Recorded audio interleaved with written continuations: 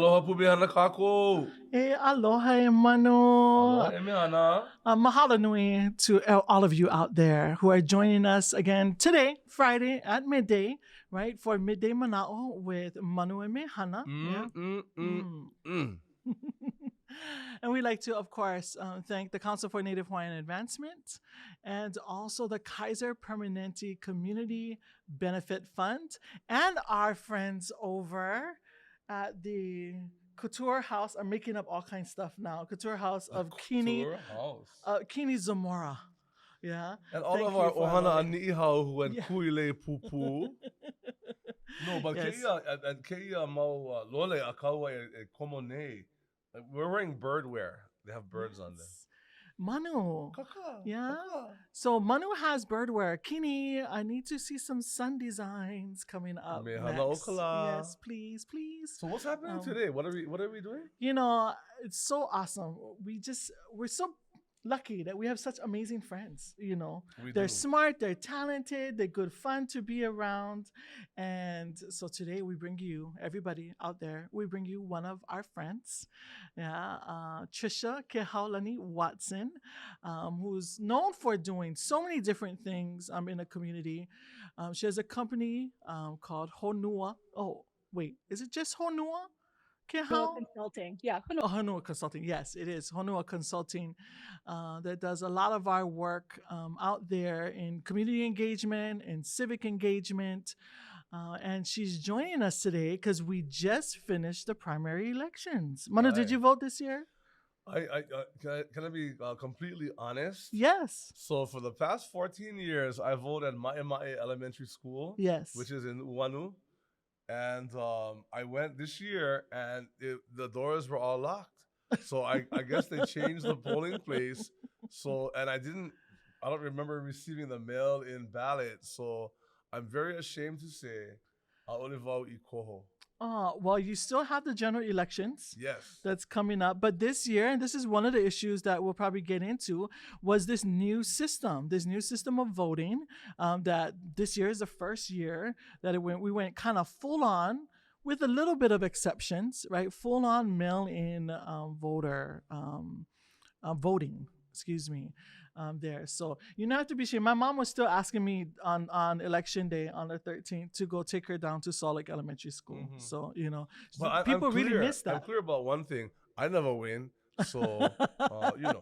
And you were a candidate before. I remember those days. Right? I remember when you ran for the Office of Foreign Affairs. And I think that's our discussion today is about making a difference. And, we've had campaigns in the past, no vote, no grumble, right, and things like that. But voting for among human beings in general around the world has been a part of human existence from the beginning of time. And so, we no longer live in a particular society where a hereditary lineage will determine who's going to be your leader. We also lived for just over 60 years as a territory, which was horrendous, with no voting authority over for our own leadership in Hawaii. Everything was determined by the federal government, who basically. Well, you know the story. Right. They made rules 5,000 miles away. They did. And we are in a much better, and we have so many, there's lots of people who are running for office who are maybe of a different generation, a different education level, different understanding.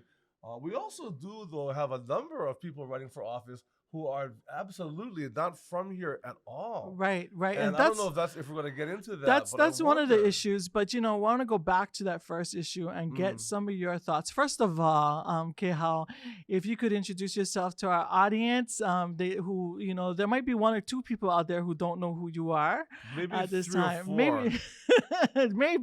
Dr. Trisha Kehaulani Watson. And then if after that, if you friend. can just jump right into what we started off with, which is this new policy and a new way of voting, and what your thoughts and are. Let's just get it right out there. She's a Punahou graduate, and mahalo. Yes.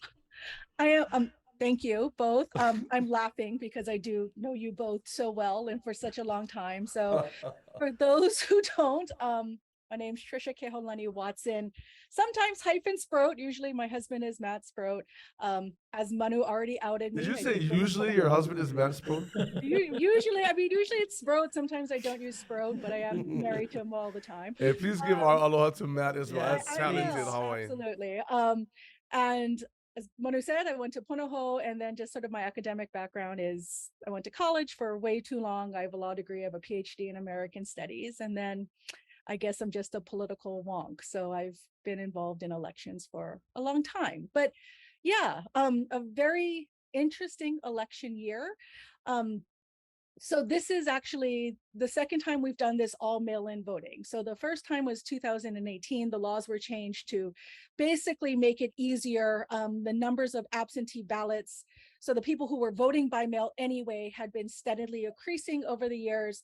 So we finally just moved to all mail-in, which in many ways was a good move. It was getting hard to find volunteers to run the polls. It does take a lot of manpower. And when, we expected a bump in the number of people voting when we did all mail in for the first time, and it was wonderful numbers. We had really, really high numbers. So there was a lot of high hopes that we would see high voter turnout again. The percentage has gone down, but I think it's more important to look at the number of people who are registering to vote. So we had about 850,000 people registered to vote this primary election. That's the largest number in history that we've ever had registered to vote. So that's really good. And then every year between the primary and the general, it's steadily increased. So we can expect even more people like Manu, who might not have gotten his at-home mail-in ballot, to go. Well, I have a few months to find out where my polling place I'm going to send it to you. is. I'm texting it to you right after this. Okay, so no, wait, no. So you said 850,000 registered voters in Hawaii this year for the primary, which means that will be. But what percentage of them actually voted? So it was actually only 39.6%. So we saw, and that's back to the 2018 numbers, which is before we had all mail-in. So in 2018 for the primary, we saw 68.6% vote. That's low.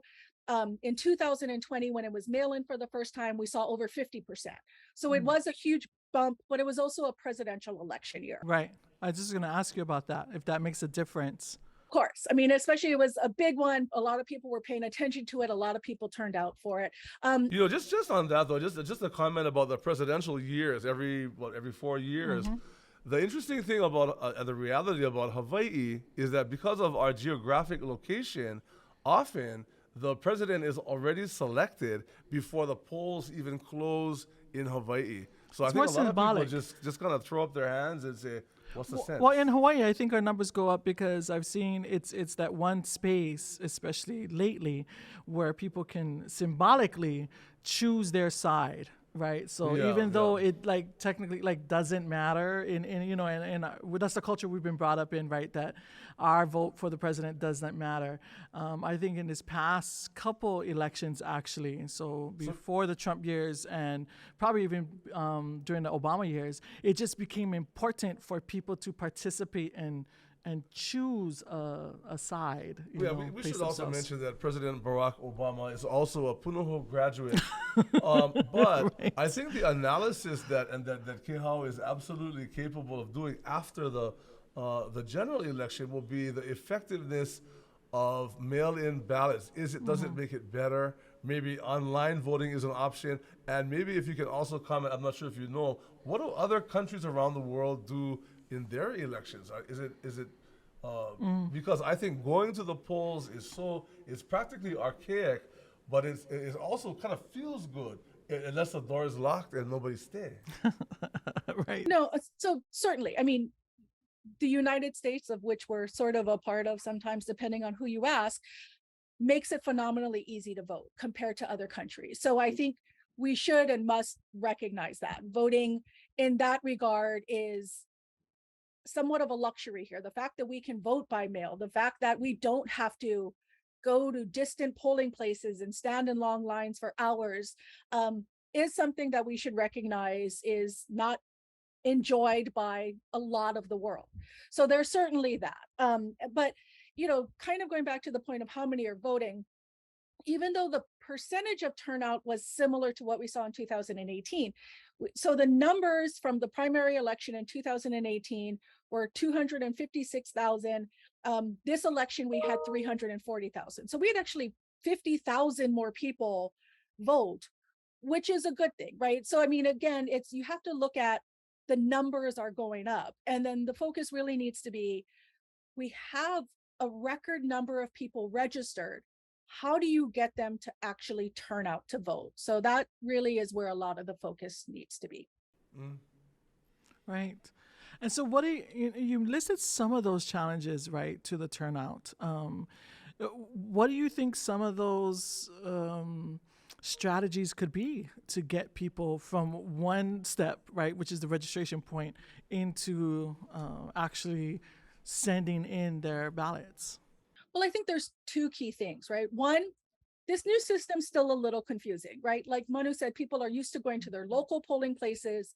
They now only open these voter registration centers. So you're talking Honolulu Hale or Kapolei Hale. You have limited in-person places that you can go to now. Most people don't know that. Also, what we heard on the primary election night is that some places were making people re-register, or people who thought they were registered weren't getting their ballots. So in a lot of cases, this system still has flaws. People need to go, which is, I think it's olvr.hawaii.gov, online voter registration. You can check to see if you're registered to vote. If you're not, you can easily register online. My son voted for the first time. He voted after the ballot. I mean, he registered after ballots came. We thought he was registered. He wasn't. We got our ballot within a few days and he was able to mail it in. So it really does, I think, responsibility falls on a lot of us. Make sure our parents, make sure our grandparents are registered. Tutu's not always familiar with the internet or may not have a computer. So are you sitting down with your grandparents and saying, Grandma, can we check? Same with your kids. All of our kids are now becoming old enough to vote. I had to sit down with my kid and be like, you need to make sure you're registered. And which leads to the second point. I think for a lot of people, including especially Native Hawaiians, this is not a system we love. This is not a government we love. People are very disenchanted. And that often just leads to apathy, and then people don't want to vote. Mm-hmm. So I think that is a real thing we combat. And right. It's understandable, right? Kehau, I think a lot of our younger voters, just younger people in general, don't really know a lot about history, perhaps. And in Hawaii and in the United States, I mean, suffrage, women voting. I mean, women couldn't vote earlier, until the early 20th century. Can you imagine? Mm-hmm. And in Hawaii, there were requirements for land ownership, or different things. So, and I'm not an expert at that at all. But there, in our history, not everyone was given the privilege to vote. Keia maula ua hiki no. And so I think that is something that we need to understand, that a lot of people along the way fought for the rights of everyone to be able to make those decisions, and that is part of the process. Some people really don't care, but some people don't realize why they don't care. Because there's a disconnect, I think, between what goes on in Honolulu Hale or in the state capitol or on the islands or in Washington, D.C. But, when we had a chance last year, Mehana and I both were a part of the centennial group that went to acknowledge the 100 years of the Kanawai Aina Ho'opulapula Hawaiian Homes Commission Act. When you go to Washington, D.C., even though it wasn't election related, there is some kind of some energy you feel there. It's like, wow, and these people are over here representing us, and we put them there.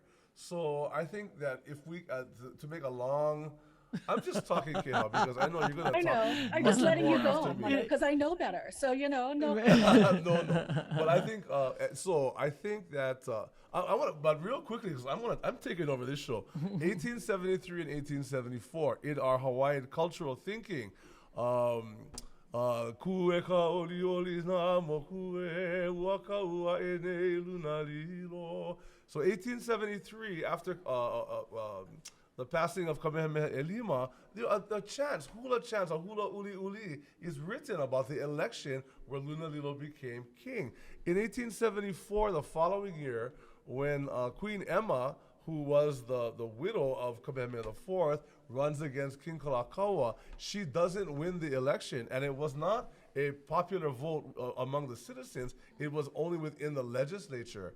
And so down at Halekauila, where the courthouse is today, that was the name of the courthouse, another chant.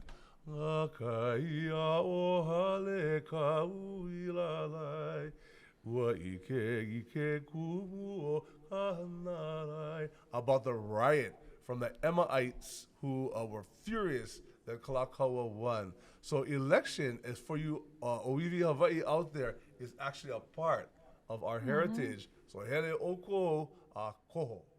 Yeah, what about that, Kehau, our Hawaiian community? Specifically, you gave us some numbers and some kind of overall, perspective of the election turnouts past and or the last one unto this one. What has our Hawaiian community turnout kind of been? It remains fairly low. So if you look at the geography of where people are voting, which is sort of the best numbers we have to see which communities vote the most, the communities that are predominantly Hawaiian have consistently have the lowest voter turnout, particularly in the Waianae Coast, which is frustrating, but sometimes understandable. So again, Manu's absolutely right. I mean, people who say, I don't want to endorse an American system, I'm not American, I don't want to be part of the United States, you still have to recognize, one, voting and civic participation is absolutely part of our Hawaiian heritage, right? I mean, Manu, you've talked eloquently for a very long time about Kuhio and his desire to make sure we were elevating the Hawaiian people and that they were becoming civically engaged. It is the whole reason he established the Hawaiian Civic Clubs. So one, if you take it from a cultural perspective, this is absolutely an obligation we have. And two, these, like it or not, this system is upon us. And if you are not voting and participating in selecting your elected officials, somebody else is going to. And, so to me, it has always seemed incredibly counterintuitive that even if you vote by duress, even if you don't want to vote, you need to have some say in the people who are representing you, because it has a significant impact on your communities and your families. And even in our traditional Hawaiian history, I think our keiki and our opio and our makua, all of us need to know the stories. It reminds me of a song that Kekuhi Kanahele wrote about different ways that chiefs were taken down in the old days. It was a very clever, well-written song. For instance, as my point there then is that if you had a bad leader, even in the old days when there was no voting system, you could take them out and have them replaced. The story, one of the verses is about a chief, I think, or they might all be in Ka'u, the southern part of Hawaii Island, and the chief was considered very ha'ake, which is arrogant, and demanded everything from his people. And they all went out to Holo Holo, and the ali'i nui wanted everyone's fish. Yeah, na'ukela, and take all the fish. So everybody, all the canoes went around the canoe of the chief, and everybody threw all their fish in until the canoe sank, and that ali'i nui was gone because of his greed and corruption. And so that translates, I think, today into our system, which is not perfect, but we can also, you have to know who your leaders are. And to be a good leader also, you have to know how to follow. Oh, right. Yeah, no, Mike Kai. So one of the things that's been heavily talked about over the last few years, but even this year, it's been raised again, is the idea of election fraud. right? What are your thoughts about that? And what should we tell our friends and family about the integrity of our election system? Well, I think there is much corruption and fraud in the universe. I don't on elections. This is perhaps one of the most secure systems. You have observers in the room, you have a checks and balance system. It is why the night of the primary, the what was submitted that day took the longest to come out, because so when you vote in person, that's done electronically, right? So you can scan in, it uploads to a database that flies through the air into a system. When you vote by mail, there's actually a verification system. So every single ballot that comes in, and it's why you have to sign it, gets checked. So, one at a time, there's no mass anything. So I understand the concern, but I think the concern is unfounded. And again, it certainly is not justification. And then as we saw in the presidential election, which is where this sort of rumor got inflamed, it's just not the case. You've had audits and investigations, and the election system is very secure. You know what? Another thing. This is not related to governmental elections, but for the first time, I had a chance to travel, abroad to Europe, and went to Italy and went to the Vatican. Mm-hmm. And it's not related to our discussion here, but it has to do with voting. And the power related. And the heritage of voting, and that is in the papal college, they talk about when in that college of bishops or all of those luna in that Halepule Kakolika in the Catholic Church who are a part of that process. They have to wait until white smoke is seen from the chimney. So I mean, it really is it's an interesting part, I think, of how humankind determines who's leading, and all of the kapu in the case of the Vatican, and how they do that to elect the next pope, who is then the international, the worldwide leader of the Catholic Church. In United States, we've seen, interestingly, especially for the office of president, how important that is, and how different one season can be from the next. For Hawaii, I think one thing that we don't understand as much is the power of the city councils and the policy that is created, or the policies that are created by city councils that have a lot to do with development, that has to do a lot with the controversies that our Lahui is involved in as well. And on purpose in this particular show, we're not talking about individuals, we're talking about process.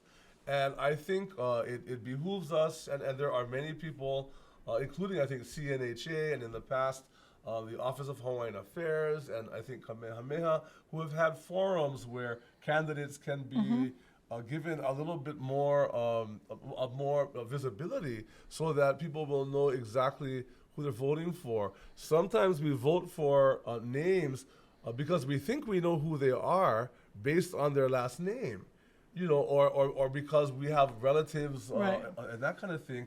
But for you, Mehana, and how you talk to your son, talk to Boyd about, or your mom as well. How do you folks discuss that in the family to explain why it's so important? For us, and my mother actually had, my grandmother, that was part of their routine. So they didn't discuss it with us as a matter of necessarily civic engagement. It's just what you did. You did that as part of the citizenry, and they never questioned it. We would debate about the who's, in each one, but there was never a question in my family about actually voting. But right, so it was good. Your mother and grandmother, because women couldn't vote. Kehau, can you recall the suffrage? What year that was? Early 20th century? It was early 20th century. So I want to say so by the time grandma and mom were around, it was like, we're going vote. Right. And there was it was. I think it was 21. Yeah. And so there we just was celebrated that the centennial of suffrage. My father was an active voter too. You know, when my father was alive, my father was an active voter. So that goes to show that family traditions around voting, right? And if your family doesn't have a tradition at this moment of doing that, of going through those motions, of having those conversations at the time of voting, you can start them. You can start them for your children, because it's important. I mean, for me, I just took it as a matter of fact, you know, because I saw my mother, my grandmother, you know, doing it all the time. Loina in Hawaiian thinking is it's kind of a trait or something that repeats from generation to generation. You know, civic engagement, and Kehaulani, mahalo for acknowledging earlier. And here we are right here on the Aina Ho'opulapula, or the homestead lands established by Prince Kalanianaole. The law written in 1921, and his and enacted the year of his passing, which was in something like that. Written in 1920, passed in 1921. My point is that while he was trying to get that Rehabilitation Act to encourage civic involvement and getting Hawaiians involved and providing lands for farming and for homesteads, he also established the Hawaiian Civic Club of Honolulu. It was just called the Hawaiian Civic Club then, but interestingly, women weren't allowed to be members. Oh, wow. It was men only, and they paid $3 a year. But then was there a women's side? Because what was popular at that time was men and women's. Like auxiliaries. Well, before that, right, with Joseph Navahi, you know, and things, they would have like the men's and the women would do that. But was there? So women eventually, not too long after, were allowed in the membership. But I'm talking about the Anuoka no ana, the way of thinking. But again, civic engagement. One of the first, if not the first, woman member of our club was Sis Wiedemann. And she, the Wiedemann family, a very prominent Hapahaole family, and she became quite a leader. And now you have many women who have emerged as leaders as well. And I think that could possibly tie to the suffrage, which is in reference to women being allowed to vote, or people of African American heritage were not allowed to vote, and Chinese were not allowed to vote. And it's a crazy history. I think it does come back to what we're teaching our children, right? I mean, and not just our children, but young Hawaiians. I mean, as Manu knows, I was on the board of this, Hawaiian Civic Club of Honolulu when Manu was president. So for me, when I was much younger than I am now, it was an incredibly important organization and institution for teaching young Hawaiians about civics, parliamentary procedure, and various things. And to his earlier point about understanding the city councils, what's always been counterintuitive for me about Hawaiians who take to the streets, talk about huli the system, this, that, this. If you're not voting, then why are you marching after the fact, right? Your most powerful weapon is your vote. Your most powerful weapon is mobilizing your community to put in elected officials who are going to listen to you, who are going to care about Hawaiian issues, who are going to introduce legislation that you feel best represents your concerns and needs, and is going to vote for or against legislation that doesn't serve your interests. So, you know what? Because people say, "Oh yeah, one vote not going to make a difference." No need. I only get one vote, but you know what? You and 10,000 people have the same Manaʻo, and if all of you went, that would make a big difference. Well, but that's the mindset. Right. I mean, and I remember you said for a long time now, right? It's not just about ku'e, what do you stand against? It's what do you stand for? Right. So if you're not remembering that, remember my Manuisms, I have them all locked away Nice. somewhere. I knew, by the way, I knew before this show that you guys were both going to work in the Civic Club of Honolulu into this discussion, right? She said civic engagement. We went from $3 a year to $40. So, I just paid my dues. I also want to say, and I just want to put this out there. And I know that we are kind of geared towards a Hawaiian audience, but we have to remember that we're all humans and we all are citizens here, and all the kids in Hawaii should know what's going on and why. And you talk about the Hawaiian vote, and maybe Kehaulani, I could ask you this, or the two vahinas here, I feel like I'm outnumbered. I am. What is the Hawaiian vote? Do all Hawaiians vote the same? No, I think not. no, and that's not the goal. I don't think anybody's ever expressed that be the goal, but that the fact that we may share similar value systems, similar connections, and so that when we all do start to choose who it is, that there'll be those kinds of criteria or alignment that happens, naturally if more Hawaiians vote. That's a great answer. Actually, it's values. I mean, what values do you have? We have values. We just earlier have been discussing things about even native plants and who makes the decisions about what in a new development will be planted on the street. Is it going to be some foreign tree from somewhere else, or is it going to be coal or new or what? So even those kinds of things are determined by others, not usually us. Right. Well, and I think even a lot of the struggles are shared amongst Native Hawaiians, right? A lot of the economic struggles, the land struggles, the ability to, protect grandma's house and keep it in the family, right? These are things that certainly straddle party divides. I think we're not a monolithic group, but I think we're all, we went from being the most literate nation in the world to substantially struggling with education. So I don't think you're going to have a conversation with any Native Hawaiian where there aren't going to be common threads. And again, that does go back to, I think of 2 points. One, vote. Like we can be a powerful bloc when we vote, but we also have to remember we are losing Native Hawaiians in this state faster than we are gaining them. The people who are moving in are not from here. They are not born here. Not only are they often not Hawaiian, they don't have any local ties, right?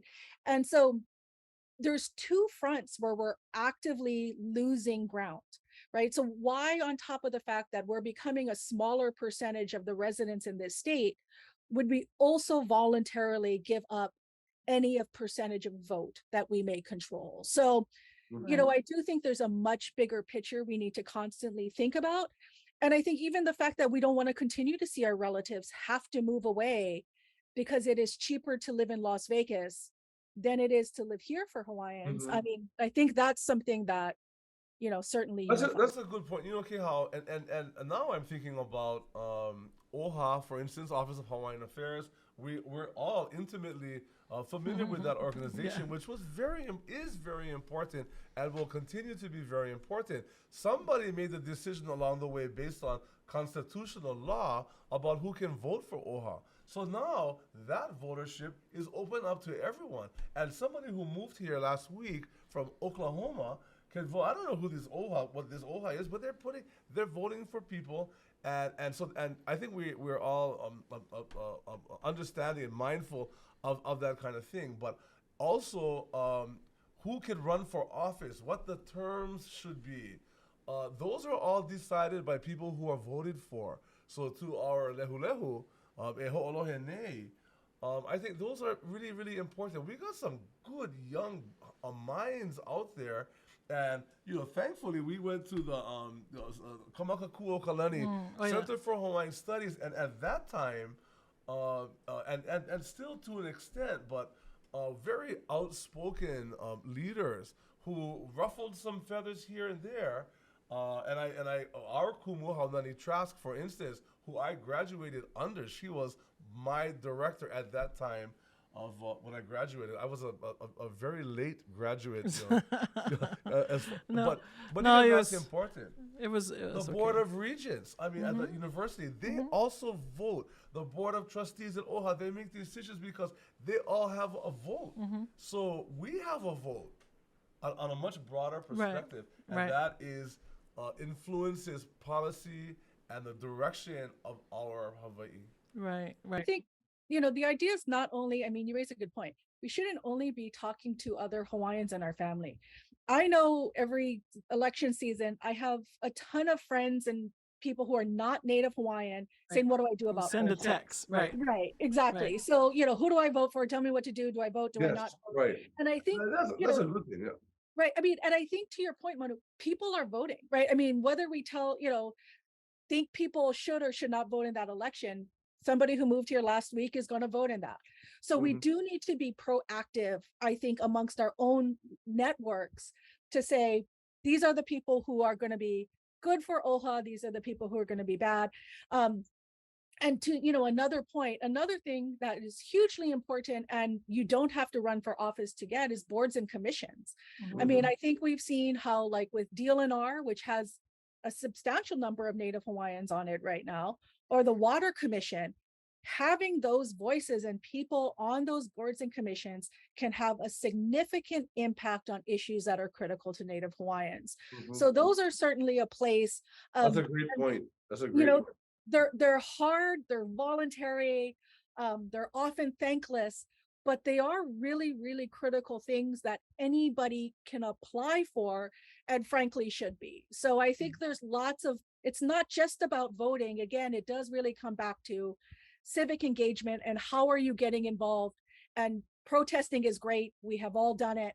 But I don't think it's ever really a one-off. It's what are you doing all the time? And like Manu said, what is it you stand for, as opposed to simply what are you standing So for? here we are towards the end of August in 2022, and we've already completed the primary election.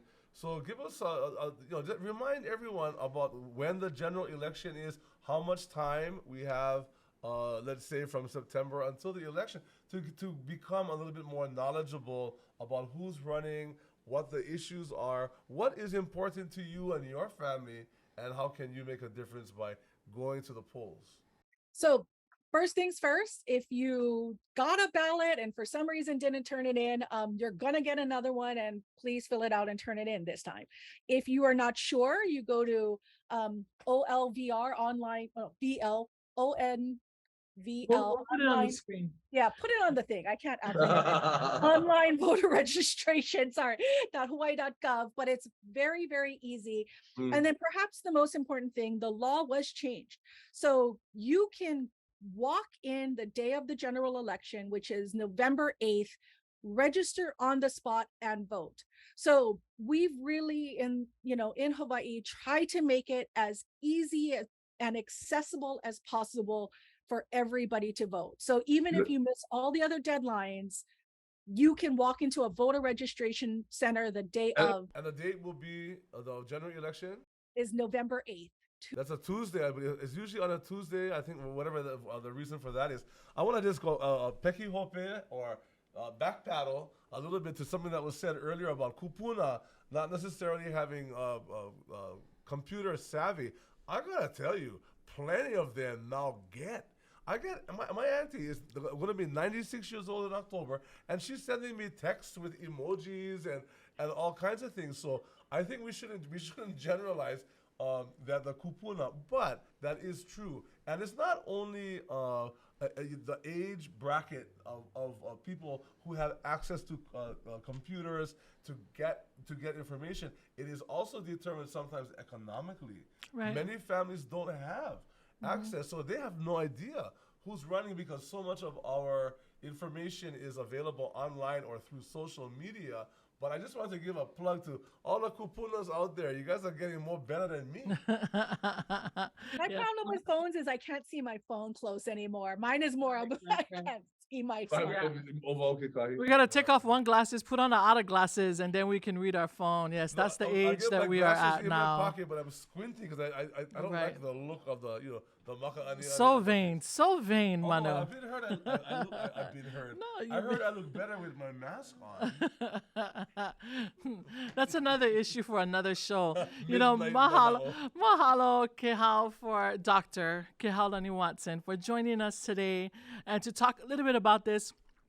We only got to talk about the voting aspect of what's going on, but yes, we did kind of allude to there's this bigger movement towards civic engagement and actually knowing what you're participating in and all the various ways to participate civically in the decision making that actually determines the well-being of yourself, your family, and your communities and our lahui.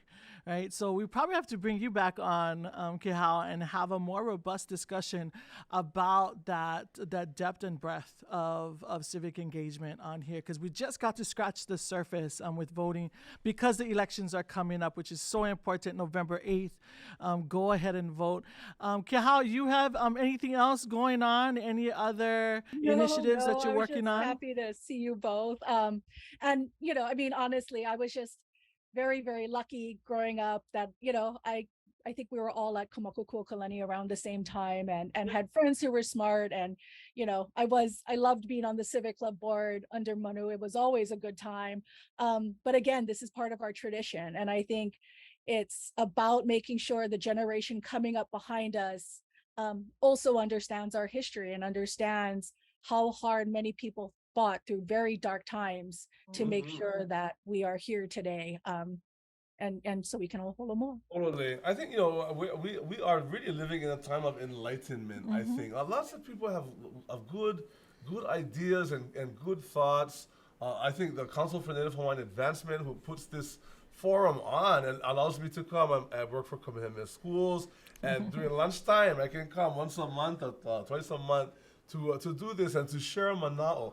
We're all going in the same direction. We all, I think what is our commonality among most of us anyway is aloha aina.